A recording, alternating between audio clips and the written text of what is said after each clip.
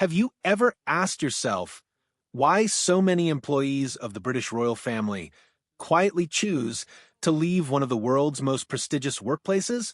From the outside, Balmoral Castle appears to be something out of a storybook, with its grand towers, sweeping purple heather, and rich royal heritage dating back to the reign of Queen Victoria. Yet beyond those impressive gates lies a much different reality.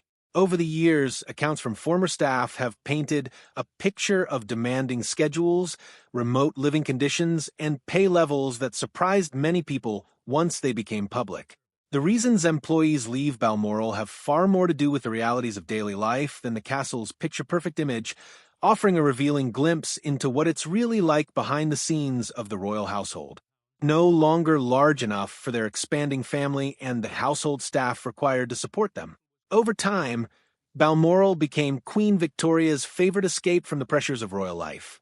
More than a century later, it was also where Queen Elizabeth II spent the final months of her life before passing away in September 2022.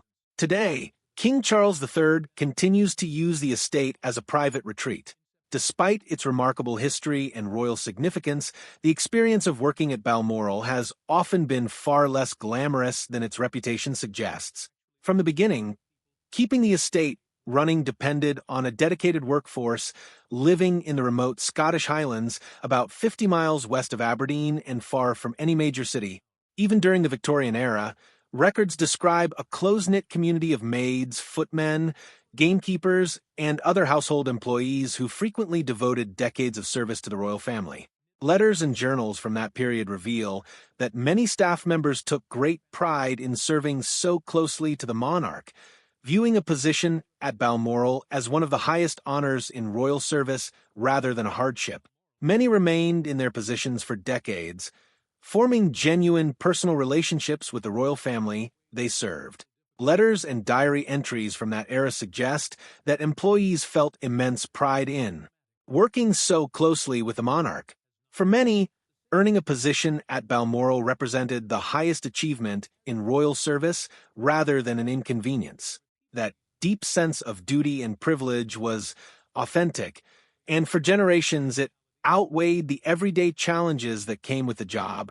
However, while Balmoral itself has changed very little over the years, the world around it has transformed dramatically. The isolation that was once seen as a symbol of loyalty, trust, and dedication has gradually become one of the main reasons many employees eventually decide to move on.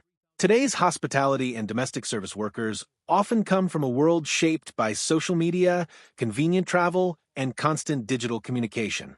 Spending months in a remote location with limited access to those everyday connections can feel less like a prestigious opportunity and more like a personal sacrifice that offers fewer rewards than it once did. Today, the Balmoral estate stretches across more than 53,000 acres of forests, farmland, and grouse moorland, creating a breathtaking landscape that attracts countless visitors. Yet, while the scenery is